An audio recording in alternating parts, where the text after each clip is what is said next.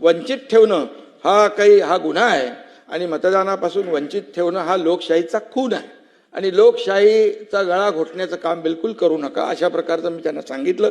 ते बोलले असं काही होणार नाही.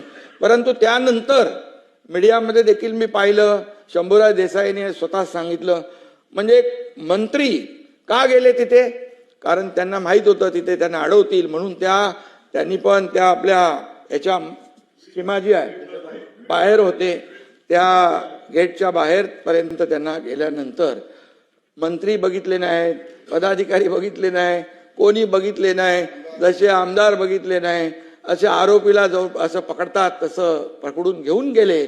आणि त्या ठिकाणी घेऊन गेल्यानंतर ते दोन लोक, बरं ते दोनच कसे काय मग मतदार त्यांनी पकडले, दोनच मतदार जे आहेत ते त्यांना घेऊन गेले आणि त्यांना निवडणूक, मी पुन्हा फोन केला त्यांना डीजींना, डीजी म्हणाले असं होणार नाही. मी बोला होणार काय नाही, निवडणूक पूर्णपणे पार पडते तिकडे, निवडणूक पार पडल्यानंतर तुम्ही त्यांना सोडून काय उपयोग आहे.